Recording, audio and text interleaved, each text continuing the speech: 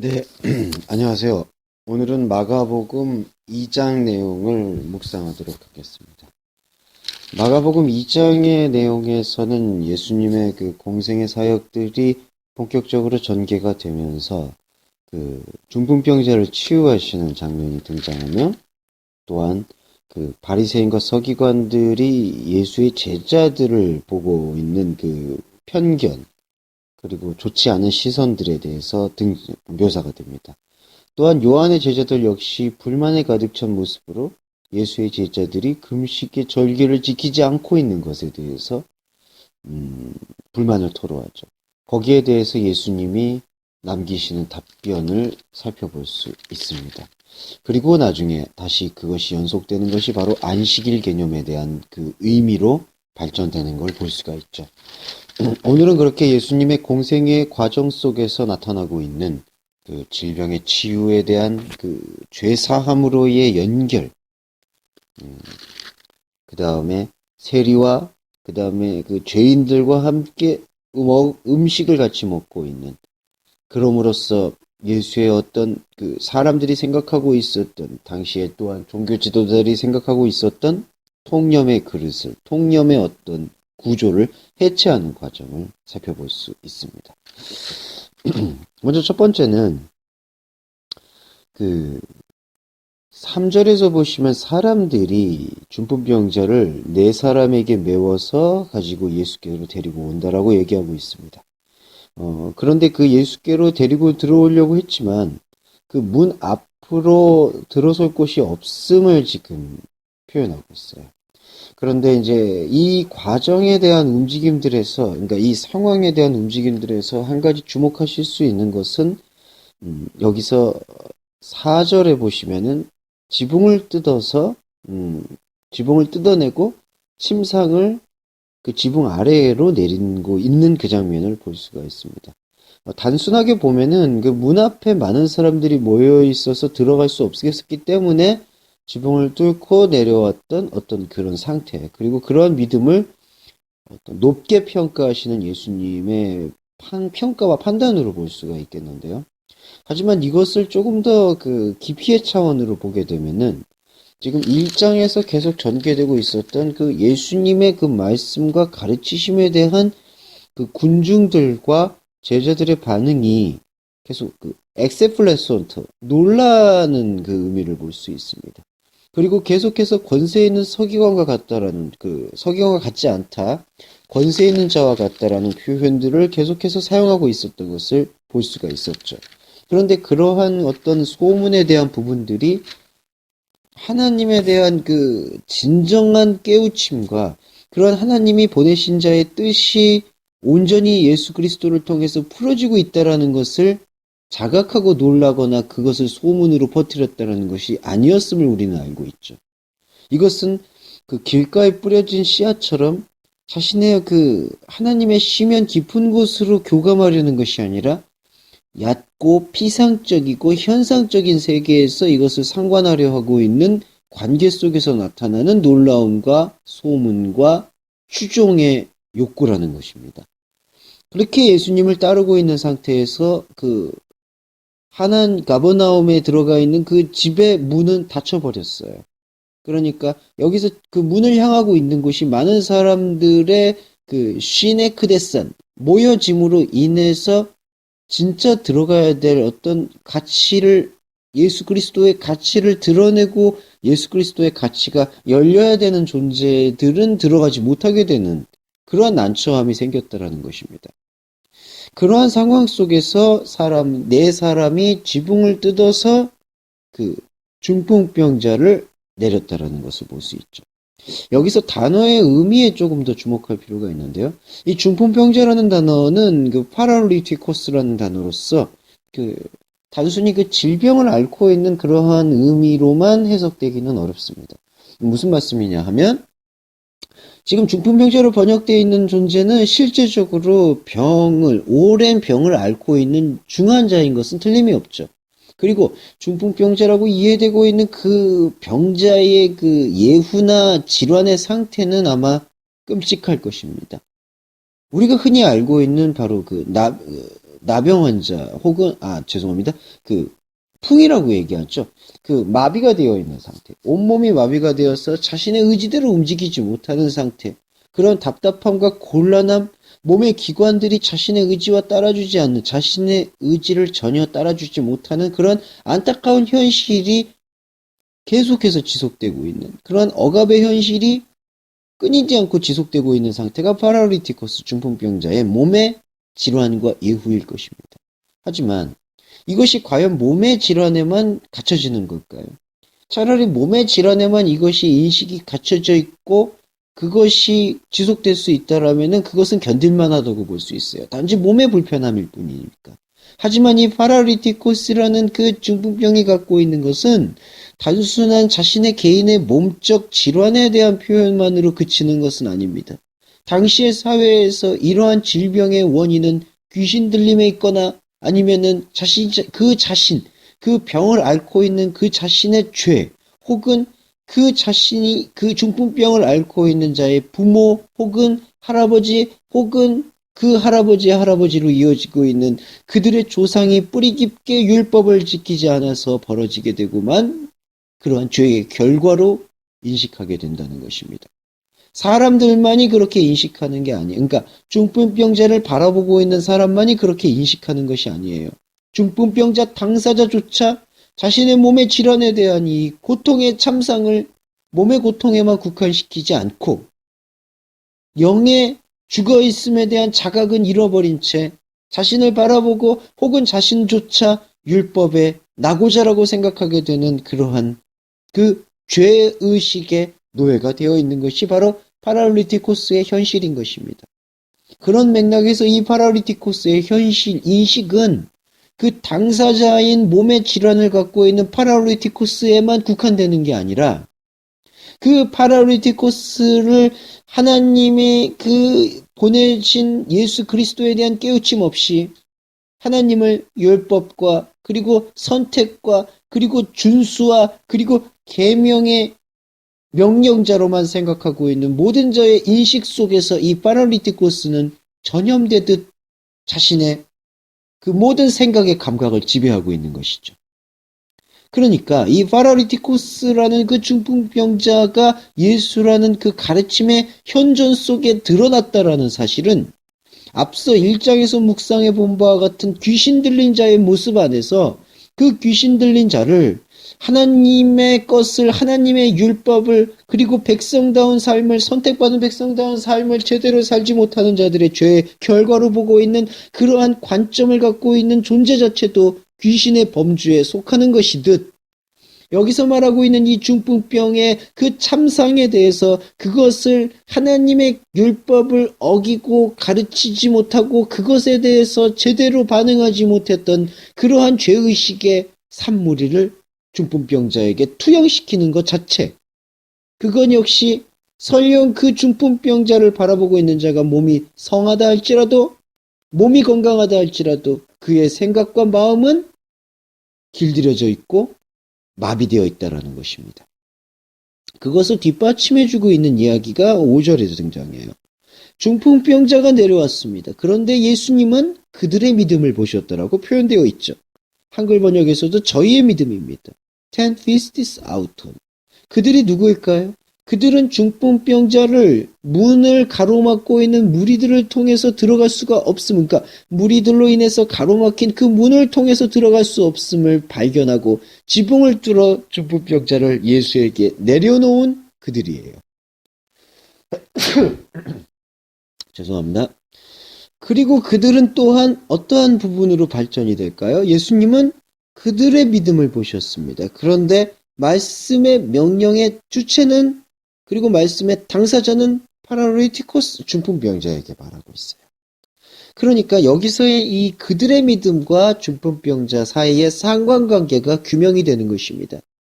그들의 믿음은 중풍병자를 예수에게 보여주고 싶어 하는 그들인데, 그들과 중풍병자는 서로 그 어떤 죄의식과 하나님에 대한 선택받은 백성의 좌절이라는 그 테마에 묶여있는, 그러니까 이른바 선악과 패러다임에 묶여있는 쌍생아라는 거죠.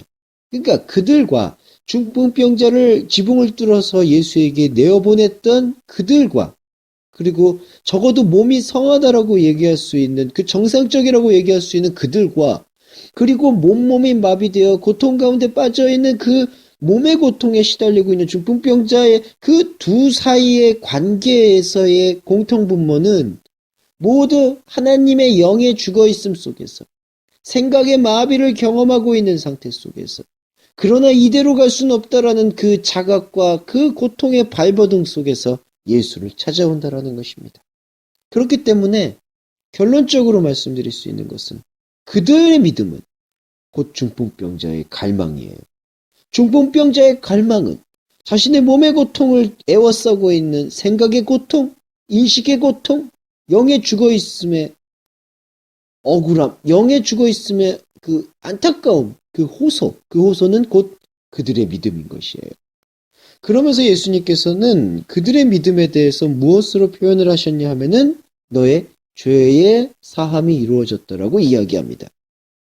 여기서 예수님이 중풍병자에게 죄가 사하여졌다라고 표현하는 것을, 그 중풍병자를 보고 있는 그 복음주의적 가치가 아닌 율법주의적 가치로 판단하고 있는 자들의 인식 속에서의 죄가 사함을 받았다라는 것으로만 해결되는 것은 곤란합니다. 무슨 말씀이냐 하면, 자, 서기관들이 6절에서 바로 등장을 하고 있지 않습니까? 하나님 한 분 외에는 누가 능히 죄를 사하겠느냐라고 묻는 것이죠. 그것은 당연한 겁니다. 그들의 생각 속에서는. 하나님은 우리 인간들에게 모세를 통해서 율법을 주셨고, 그 율법을 통해서, 그리고 그 율법을 준행하는 그 과정을 통해서 선택받은 자다운, 선민다운 삶을 지속하며, 그렇게 선민다운 삶을 더 충실히 지속하는 자들에게는 물질의 부와 명예와 건강이 허락되고, 그러지 못한 존재에게는 물질의 부가 줄어들고 건강이 악화되고, 그리고 사람에 대한 명방과 인식이 떨어진다라는 생각을 갖고 있죠. 그 모든 것이 인과율의 논리 속에서 움직이고 있는 것입니다. 그런 맥락에서 예수님이 죄를 사했다라는 것을 만약에 현상적인 미봉책으로 소자라고 지금 표현되고 있는 그 중풍병자를 사람들이 바라보고 있는, 그리고 중풍병자 자신도 생각하고 있는 자기 자신의 어떠한 그 범죄의 결과, 혹은 자신의 조상들이 버려지고 있고 벌려놓았던 그러한 범죄의 결과, 더 깊이 들어가면 하나님의 율법을 제대로 지키지 못했다라는 그러한 죄의식이 갖고 있는 그런 죄의식의 목표가, 그러한 죄의식이 갖고 있는 죄의 결과가 사함을 입었다라는 것이 아니라는 거예요. 결론적으로는 그 죄는 사함을 받았습니다. 하지만 그러한 죄 사함의 궁극은 지금 그렇게 생각을 하고 있는 죄 인식 자체의 해체가 일어나고, 새로운 하나님을 받아들이는 죄의식의 새로운 패러다임이 그 중풍병자로 대표되고 있는 그 하나님 아닌 다른 상태, 영적인 무감각 상태에서 규정하고 있는 죄의식의 새로운 지평을 열어주신다는 겁니다. 죄는 뭘까요? 하마르티아라는 이 죄의 움직임은 하나님과 관역이 다른 상태에서 모든 화를 쏘고 있는 상태라는 뜻입니다. 화를 쏜다라는 것은 인간의 활동 반경, 생존 반경, 생각 반경, 모든 인생의 행태를 뜻하고 있죠. 인간이 태어나서 죽을 때까지의 모든 행태가 하나님이 바라보고자 하는 뜻, 하나님이 향하고 있는 생명의 방향과 전혀 다른 방향을 가리키고, 다른 방향에서 행동하고 다른 방향에서 의미를 부여받는다라는 것이 바로 하마르티아, 죄의 본질입니다. 그러면 예수님이 여기서 궁극적으로 중풍병자에게, 그리고 중풍병자로 대표되고 있는 그 중풍병자의 마음 깊은 곳에 내재되었던 영적 무감각을 공유하고 있는 그들에게 예수님이 말씀하신 죄의 사함은, 죄의 보냄은 하나님을 잃어버린 이 비극적 현실, 도저히 인간의 생각과 인간의 깨우침으로는 그 방향을 전환하거나 그 축의 인식을 이루어낼 수 없는 그러한 고통의 사슬을 더 이상 얽매일 필요가 없음을 선포하는 믿음의 선포가 되는 거예요. 그러니까 하나님의 보내신 자가, 하나님의 방향을 갖고 있는 존재가 하나님 자신이 우리의 이 육신 세계 안으로 들어와서 하나님과 전혀 다른 방향을 바라보고 있는 이 하마르티아적 현실 안으로 들어와서 바로 이게 하마르티아야. 바로 이게 우리가 하나님과 지금 전혀 다른 무의미한 일을 하고 있어라는 사실을 깨우쳐 주셨던 것이 바로 죄사함이라는 것입니다. 그러니까 예수님 자신이 하나님의 방향성 자신이 들어와서 우리에게 우리가 인간이 가고 있는 모든 길이 하나님과 다르다라는 사실을 깨우쳐 주는 것이 죄사함의 본질인 것이죠. 자, 그러한 인식이 선행이 된다라면은 더 이상 중풍병자나 그 중풍병자를 바라보고 있는 그 사람 사이에 형성되어 있는 인과의 원리로서의 죄의 결과에 대한 그러한 집착과 움직임과 그러한 단죄와 심판의 논리는 설 곳이 없게 되는 것입니다. 그런데 6절과 7절에서 서기관들이 하나님 외에는 죄를 누가 사하게 해주겠느냐라는 그런 질문의 인식 속에서는 하나님만이 우리를 규정하고 있는 그 선악 간의 판단을 할 수 있다라는 사실을 강조하고 있는 거예요. 그런데 예수님이 말씀하시는 죄의 사함은 너희들이 모르고 있다. 그리고 너희들이 그것을 알려고 하는 그런 노력조차 또 다른 욕망의 굴레 속에 사로잡힐 수밖에 없다. 그것이 구약을 지배하고 있었던 율법의 행위로 대표되고 있다. 그것을 단적으로 보여주며 하나님과 달랐다는 사실을 일으키고 자각하게 해주시는 하나님이 보내신 자 그 자신인 그 예수 그리스도 그분의 존재에 집중하게 되는 것이 죄사함의 본질이요 궁극이라는 사실인 그 깨달음이 일어나는 것입니다. 자, 그러한 표현들 속에서 예수님은 중풍병자와 그리고 중풍병자가 상관하고 있는 그들 속에 자리 잡혀 있었던 인과율과 율법적 인식의 고리를 끊어내는 말씀의 파쇄력을 허락하고 있는 것이죠. 이것이 예수님의 공생애가 갖고 있는 계속되는 돌파의 영성으로 볼 수가 있겠습니다. 자, 그러한 돌파의 영성은 역시 또 하나의 죄의식의 새로운 가치 지평을 여는 것으로 연속됩니다. 예수님이 세리와 15절에서 세리와 죄인들이 예수와 그 제자들과 함께 앉으니 16절에서 바리새인과 서기관들이 그들이 생각할 때 참담하다고 보는 모습이 등장하는 것입니다. 죄인과 세리와 함께 먹고 있는 그러한 상태. 근데 여기서 16절에서 보시면 예수님이 세리와 죄인들과 함께 먹고 있죠. 그런데 그 바리새인과 서기관들이 지금 누구에게 상관하여 질문을 던지느냐 하면은 제자들에게 상관하여 질문을 던지고 있습니다. 여기서 우리가 유추해 볼 수 있는 부분이 어떻게 볼 수 있냐면은 예수님이 주도적으로 죄인과 세리들과 함께 밥을 먹고 있다라는 사실을 함께 상을 쓰고 있다라는 사실이 강조된 것입니다. 반대로 지금 말을 걸고 있고 대화를 하고 있는 바리새인과 서기관들의 상대가 제자들이라는 것을 보았을 때 제자들은 세리와 죄인들과 함께 먹고 마시는 것을 망설이고 있었다라는 정황이 드러나는 거예요.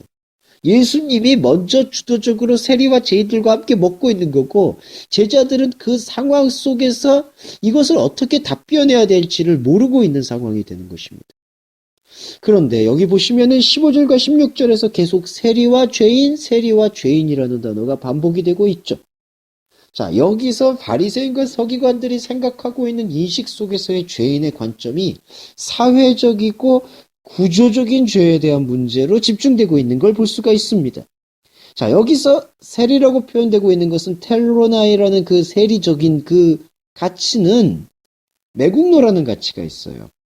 그러니까 이 세리는 지금 세금 징수원을 뜻하는데 어떤 세금을 걷느냐? 어떤 종교세를 걷는 것이 아니라 이스라엘 그 주민들에게 세금을 걷어서 그 세금을 자신들을 지배하고 있는 그 식민지 국가인, 지배 국가인 로마의 그 자치주에게, 로마의 총독부에게 그것을 상납하고 있는 관계를 전담하고 있는 것이 당시의 세리입니다. 그러니까 오늘날 그 2000년대, 한국 한반도 사회에서의 그 1900년대에서의 그 일제 지배 시대 때로 비유해 본다라면은 그것이 친일파적 개념과 세리는 유사한 관계를 형성하고 있는 거죠. 그러니까 바리새인과 서기관들은 그렇게 그 이방 종교의 수장인 로마의 그 밑에서 그들에게 로마 사람들의 그런 어떤 녹을 받아먹으면서 같은 민족의 어떤 고혈을 빨아먹고 있다라는 것으로 이 세리들을 규정하고 단죄하고 있는 거예요. 그래서 여기서 단어가 두 개가 동시에 대등접속사 카이가 쓰여서 나열되고 있습니다. 세리 그리고 죄인. 그러니까 세리라고 생각하는 것이 지금 죄인이라고 생각하게 되는 것의 연속성은 예수님이 그렇게 세리와 죄인을 동일시해서 보시는 게 아니라 지금 이 말씀을 기록하고 있는 기록자 마가는 예수님이 지금 움직이고 있는 그런 움직임의 상대가 세리인데 그 세리가 사회적으로나 종교적으로 하나님의 뜻을 제대로 지키지 않고 편법과 야합과 그리고 어떠한 불리한 편에 서서 움직이고 있다라는 사실을 죄인이라고 규정한다라는 거죠. 그런데 예수님은 그것을 세리와 죄인으로 규정하는 것이 아니라 도리어 그렇게 규정하고 단죄의 눈으로 보고 있는 사람들 역시도 하마르톨로스, 죄인의 범주 안으로 확장시켜서 죄인의 범주가 모든 전 인류에게 해당될 수밖에 없는 실존적인 책임이 있음을 드러내어 주시는 것입니다. 어떤 책임일까요? 하나님을 알아야 하는 책임. 하나님이 우리 안에 들어오셨음을, 지금 예수 그리스도가 하나님의 보내신 자의 총하죠. 하나님의 보내신 자가 우리 안에 들어오셨음을, 그럼으로써 하나님의 그 보내신 자를 발견하게 되었을 때 인간이 생각하고 있는 모든 기준과 축의 허무함을 고백할 수밖에 없게 되는 바로 그 생명의 상관관계에 그 생명의 신앙 고백에 눈을 떠야 한다라는 것을 말씀하시고 싶은 거예요. 그러니까 세리와 예수님이 생각하는 죄인의 범주는 우리에게 의인이 없음을 고백할 수 있게 되는 그러한 상황 범주로까지 확대시키는 것입니다. 17절에서 보시면 내가 의인을 부르러 온 것이 아니라 죄인을 부르러 왔더라고 표현을 하고 있습니다. 여기서 의인을 부르러 오지 않았다라고 했을 때 그렇다라면은 지금 그 땅을 살고 있는 오늘의 이 땅을 살고 있는 그러한 존재들 속에서 선택받은 의인들이 있었으며 그리고 선택받지 못하고 있었던 죄인들이 있었다는 이야기일까요? 그렇지 않습니다. 그것은 앞서서 15절과 16절에서 어떤 그 선악간 패러다임 속에서 이것은 죄야, 이것은 죄인의 모습이야 라고 단죄하고 규정하고 있었던 바리새인과 서기관들의 그 인식 범주에서 한 발자국도 자유롭지 못하는 인식이에요. 예수님이 생각하시는 어떤 의가 존재하고 있고 그 다음에 죄인이 존재하고 있다라는 그러한 어떤 양적이고 구분적인 개념이 아니라 예수님이 생각하시는 죄인의 개념은 전 인류에게 해당되는 것입니다. 그리고 전 인류라는 것은 어떤 모든 공통된 인류의 공통분모를 그렇게 같이 묶으려고 하는 것이 아니라 한 사람, 오늘의 우리 그리스도인에게로 집중되어서 그 죄에 대한 인식은 모든 사람에게만 범주가 확장되는 것에 집중되는 것이 아니라 바로 내 안에 있는 삶, 그리고 내 안에 있는 모든 인생, 내한테 주어져 있는 존재의 의미가 하마르톨로스, 하나님과 떨어져 있다라는 사실을 자각하게 하시는 거예요. 그렇기 때문에 의인을 부르러 온 것이 아니라 죄인을 부르러 왔다라고 말씀하셨을 때 그 칼레오, 그 부름과 그 청함의 주체와 청함의 당사자는 바로 오늘의 나예요. 오늘의 우리입니다. 그리고 우리 안에는 디카이노스, 의가 없는 거예요. 자, 이러한 관점에서 이 두 번째 맥락에서 발전되는 것은 그 금식의 비유입니다. 금식의 비유와 안식일의 그 생각 속에서 두 가지 공통점이 발견되고 있어요. 요한의 제자들이 지금 질문하고 있는 것은 왜 금식을 하지 않느냐? 그러니까 종교적 절기가 존재했고, 종교적 절기를 기념하기 위해서 음식을 먹지 않는 퍼포먼스를 통해서 하나님과 당신의 그 어떤 진정성의 관계를 회복하거나 기념하거나 결심하는 어떠한 그러한 인식조차 왜 하지 않느냐라는 그러한 질책에 대해서 19절에서 예수님은 그것이 절기나 의식이나 종교적 행위가 그것을 지킴으로써 하나님을 기념한다라는 그러한 피상적 맥락에 매달리지 않는다라는 사실을 선포하는 것을 볼 수 있습니다. 마지막으로 바리새인들이 안식일에 하지 못할 일을 한다라고 제자들을 꾸짖고 있고 그것을 예수에게 호소하고 있는 상태에서 예수님이 하신 그 답변 역시도 인자 사람의 아들이 안식일의 주인이라는 표현을 통해서 안식일이라는 그 개념이 절기의 개념과 기념의 개념과 결신의 개념으로 묶여 있었음을 고백하게 된다는 것이죠. 이것은 오늘날 말씀을 읽고 말씀에 참여하게 된다라는 그 어떤 그리스도인의 그 신앙생활이 하나님의 말씀을 일종의 규범화하는 모든 태도를 꾸짖고 교정하고 바로잡고자 하는데 쓰임받고 있는 텍스트인 것입니다. 규범으로 생각하게 되는 가르침은요, 이것을 다시 절기화시킵니다. 무슨 말씀이냐면 예수님께서 우리에게 전통적으로 이러한 절기를 허락하셨고 우리는 그러한 절기를 통해서 혹은 그러한 종교적 의식의 준수를 통해서 그것과 하나님을 그것을 통한 그것의 준수와 그러한 예배적 행위를 통해서 종교적 행위를 통해서 하나님과의 관계를 더욱더 견고히 하려고 하고 있는 거예요. 그리고 거기서 말하고 있는 하나님의 관계는 인격적 관계에 집중되는 것입니다.